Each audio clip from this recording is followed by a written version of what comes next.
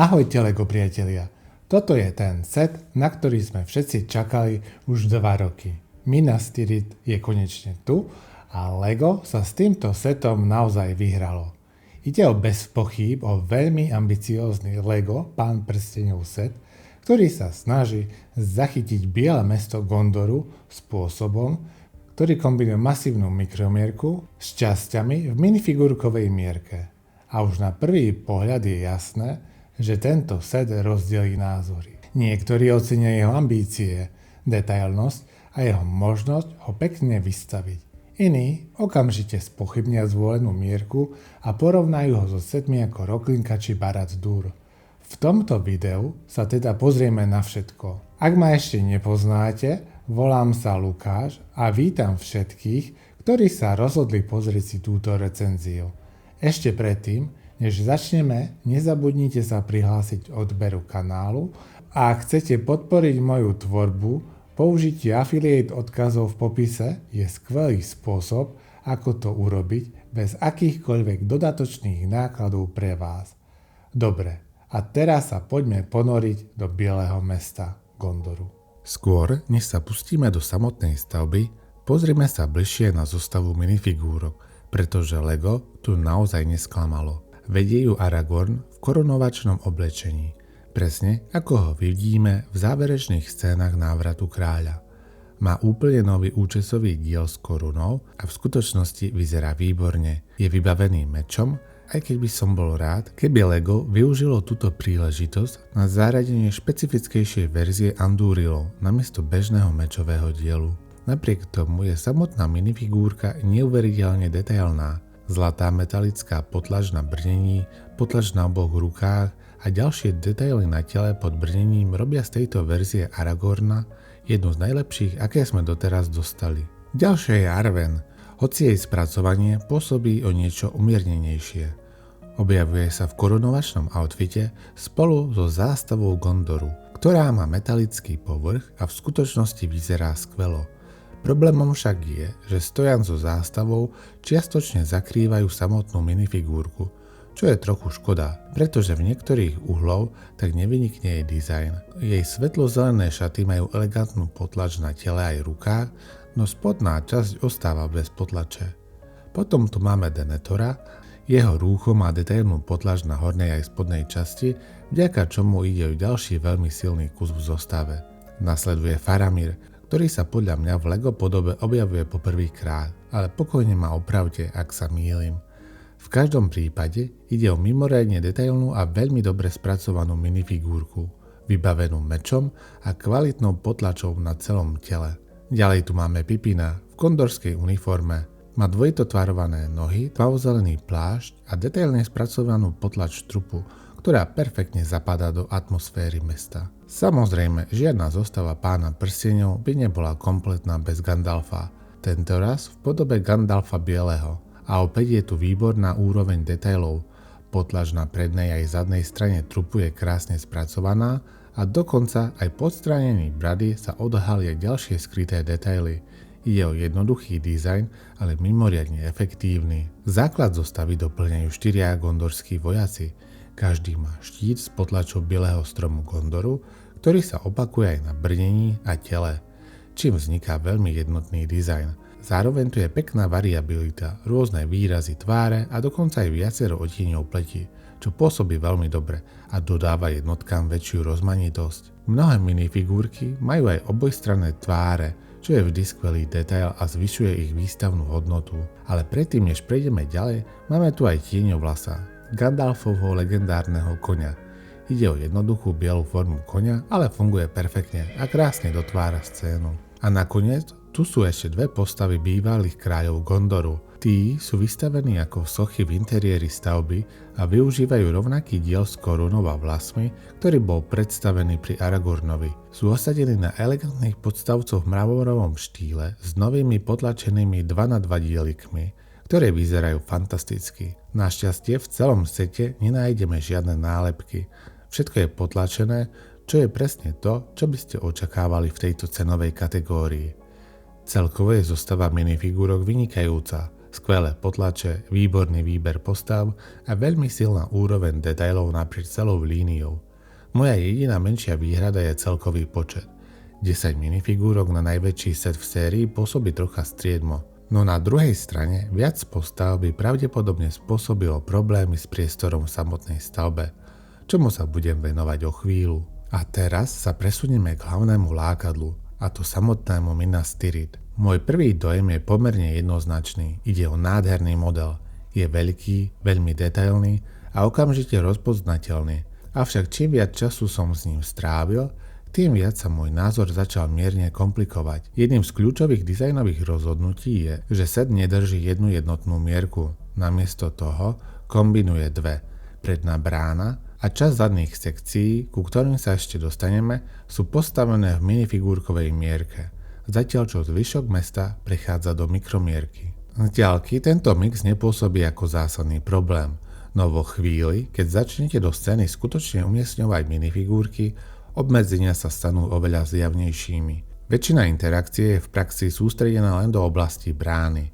Presúvať vojakov hlbšie do mesta už pôsobí trocha nepatrične a aj snaha zrekonštruovať scény ako korunováciu na vrchole Minas Tirith pôsobí kvôli zmene mierky mierne nešikovne. Úprimne, keď bol Minas Tirith prvýkrát predstavený, nečakal som, že celé mesto bude spracované v plnom rozsahu. Predpokladal som skôr, že dostaneme zameranejšiu časť, podobne ako pri Rocklinke, ktorá sa tiež nepokúsila o kompletnú rekonštrukciu celej lokality. S odstupom času sa zdá, že práve takýto prístup mohol pôsobiť ucelenejšie, zatiaľ čo tu je prechod medzi mierkami výraznejší.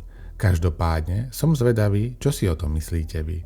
Pri samotnom modeli je zaujímavé, že sa dá rozdeliť na niekoľko sekcií pre jednoduchšiu manipuláciu. Brána sa dá odpojiť, horná časť sa dá oddeliť a dokonca aj samotná bránová štruktúra sa rozdeľuje na 3 menšie moduly. Vďaka tomu je preprava a vystavenie oveľa praktickejšie, najmä pri takejto veľkej stavbe. A začneme s bránovou časťou, ktorá funguje prekvapivo dobre aj ako samotný výstavný model. Samotná brána je krásne spracovaná a okamžite pritiahne pozornosť. Jedinou menšou nevýhodou je, že nemá žiadny zabudovaný mechanizmus otvárania. Musíte ju jednoducho ručne roztlačiť, no vizuálne funguje stále veľmi dobre. Po otvorení sa odhalí interiér v minifigúrkovej mierke. Je pomerne jednoduchý, ale svoju úlohu plní.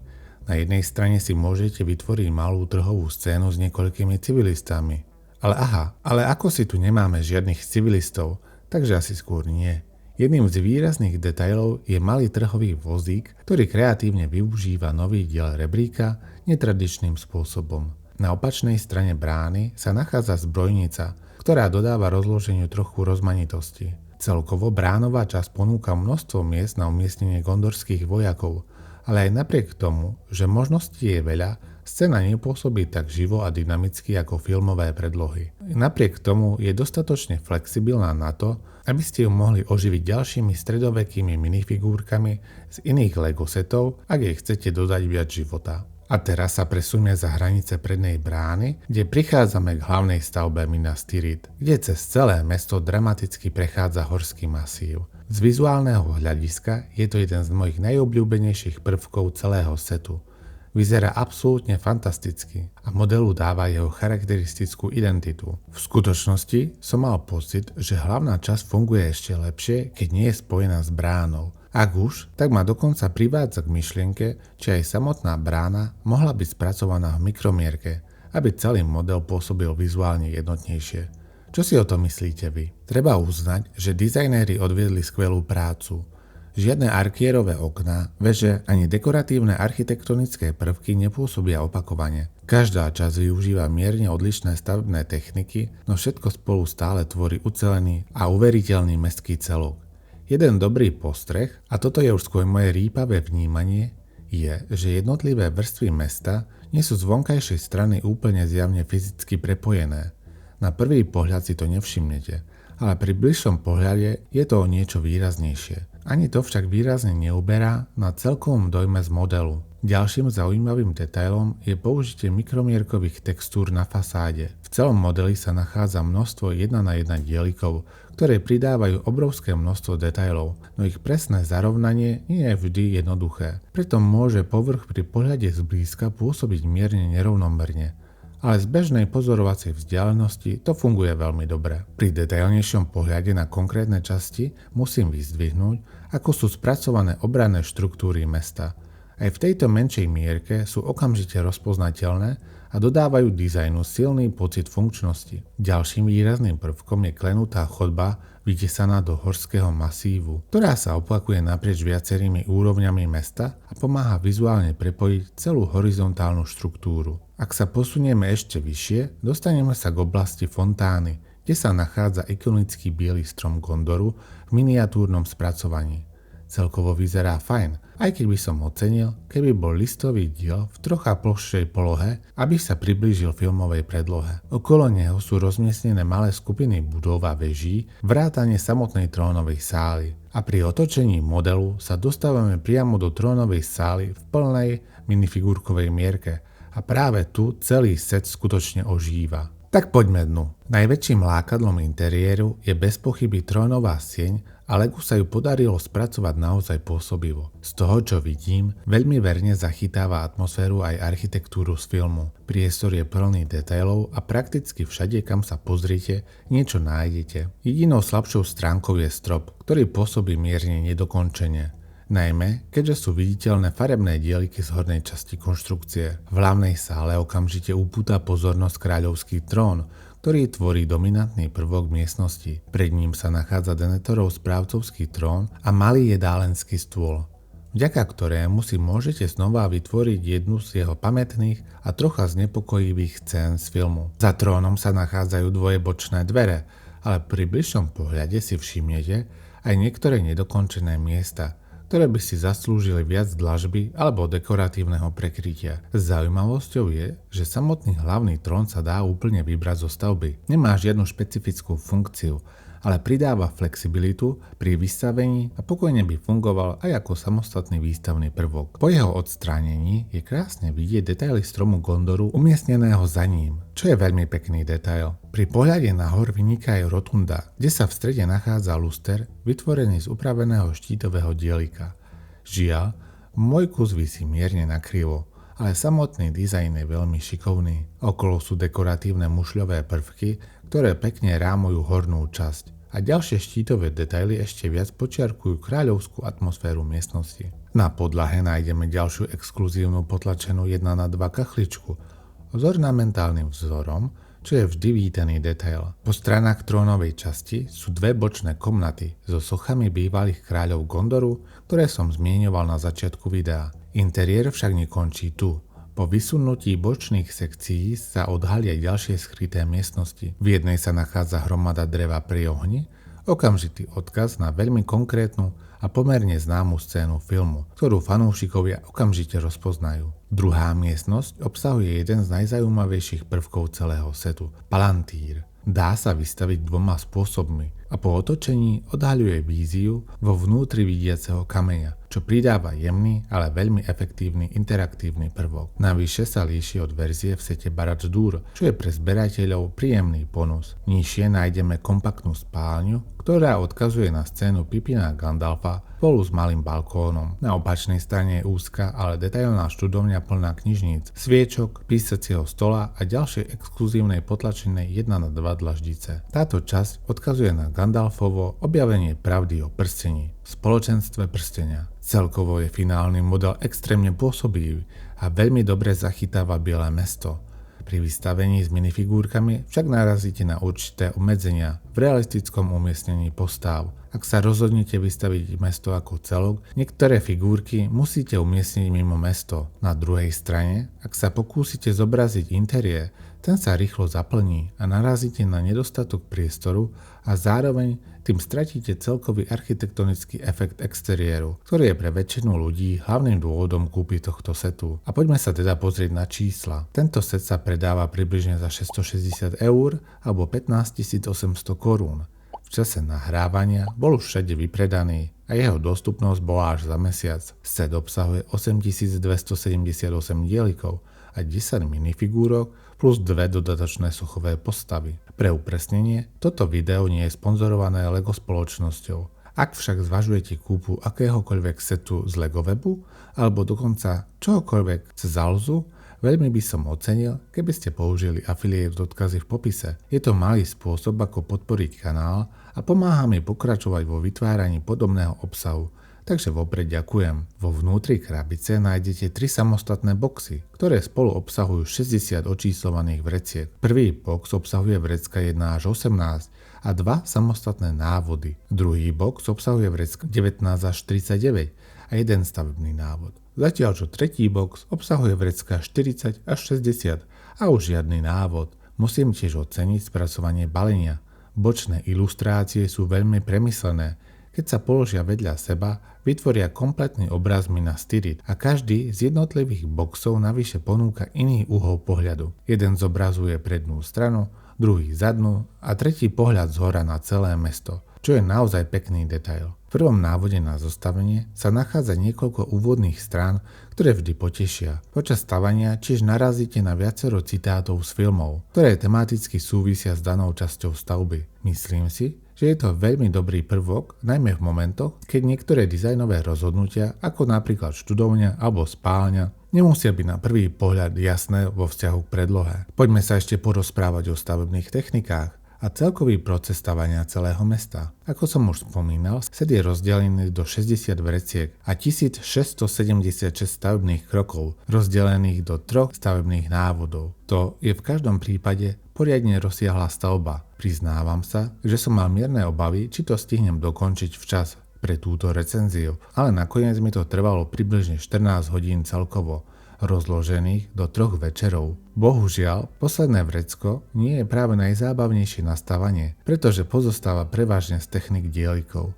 A keď je celý set dokončený, zostane po ňom aj pomerne veľká kôpka náhradných dielikov. Napriek obrovskému množstvu budov a štruktúr stavba nikdy nepôsobila vyslovene repetitívne. Jedinou výnimkou je mestská fasáda, kde sa používa veľké množstvo 1:1 kociek a drobných dielikov. Táto časť už bola o niečo menej zábavná na skladanie. Inak však bol celý model naozaj pútavý, s viacerými premyslenými a inteligentnými stavebnými technikami, ktoré udržiavali záujem počas celého procesu. Jedna vec, ktorú by som chcel vyzdvihnúť, je vnútorná konštrukcia.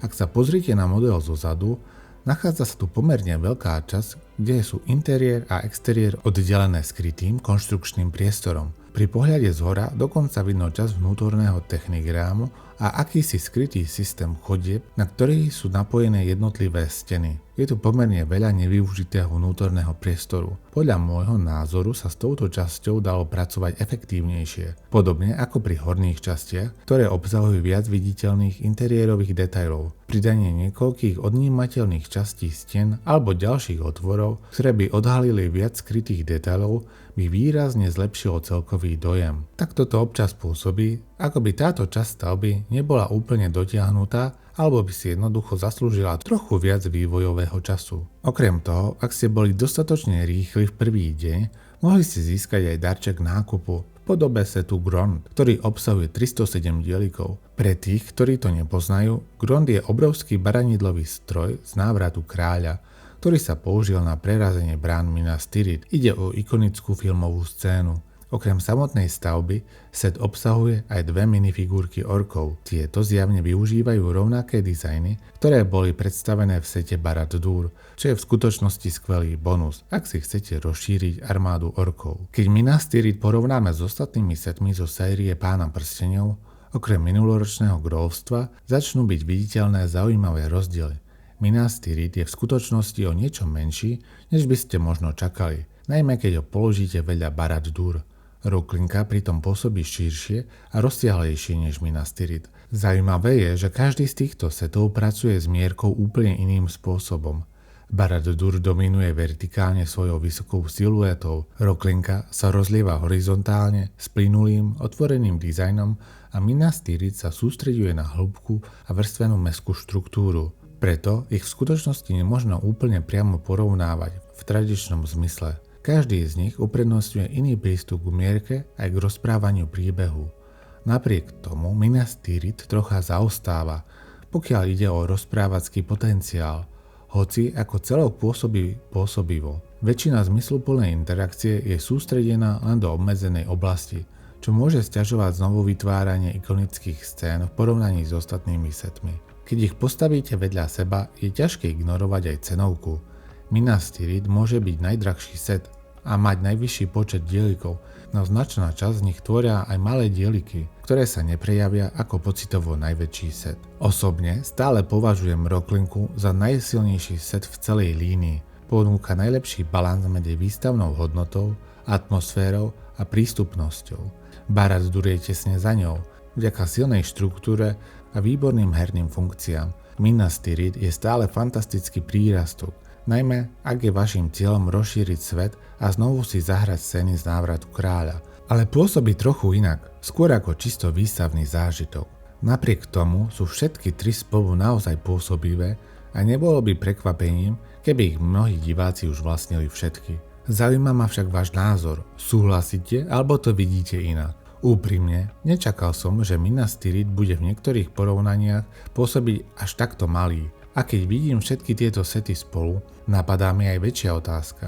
Prečo LEGO nevyrába viac menších a cenou dostupnejších setov zo sveta Pána prsteňov? Témy ako Harry Potter majú široké cenové spektrum, zatiaľ čo tu vidíme prevažne len veľké vlajkové sety a zopár špecialít ako knižné zarážky a brickheads. Pôsobí to ako premárnená príležitosť, najmä vzhľadom na dopyt.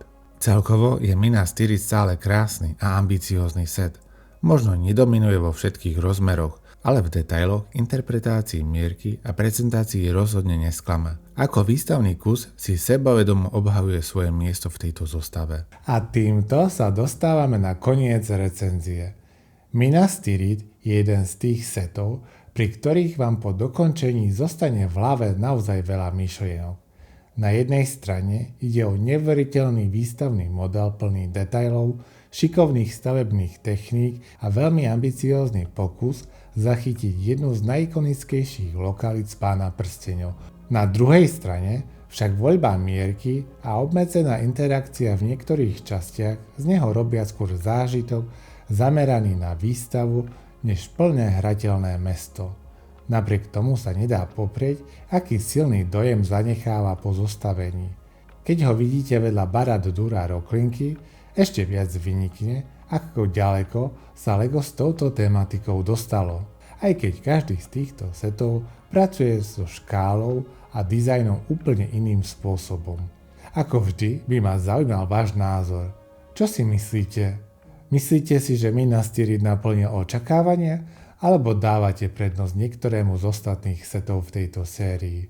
A ak sa vám táto recenzia páčila a chcete vidieť viac LEGO obsahu, nezabudnite dať like, prihlásiť sa na odber kanálu a samozrejme použiť affiliate odkazy. Ďakujem za sledovanie, dovidenia na budúce a hlavne príjemné stavanie.